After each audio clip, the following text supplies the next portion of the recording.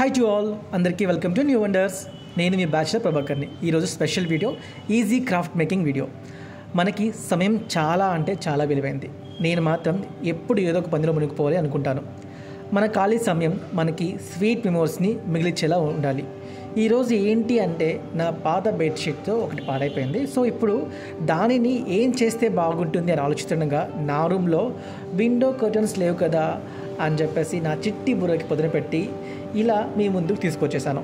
మరి ఈ ఐడియా మీకు నచ్చితే కనుక లైక్ చేయండి అండ్ మీరు కూడా ఒకసారి ట్రై చేయండి. నేను చేసింది యూస్ఫుల్ అనిపిస్తే మీ అభిప్రాయాన్ని కామెంట్స్లో రాసేసేయండి.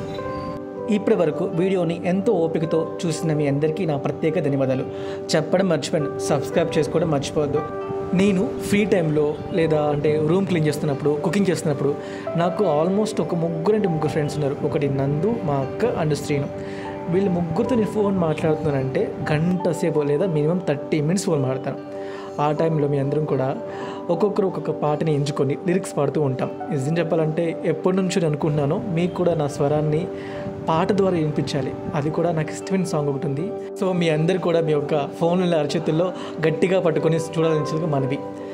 ఎర్రాని కుర్రదాని గోపాల, సుర్రు మందిని చూపు నాకేలా, కోడి కోసం వచ్చావా గోపాల, దాన్ని బుట్ట కింద దాచాను గోపాల, పుట్ట తిన కావాలా గోపాల, దాన్ని ముద్దులోన ఉంచాను గోపాల, గోపాల గోపాల రేపల్లె గోపాల, గోపాల గోపాల రేపల్లె గోపాల, కొండంత సింగారం అందిస్తనియల గోపల్లె గోపాల, కోడి కోసం వచ్చావా గోపాల, దాన్ని బుట్ట కింద దాచాను గోపాల, పుట్ట తిన కావాల గోపాల, దాన్ని మున్నలోనే ఉంచాను గోపాల.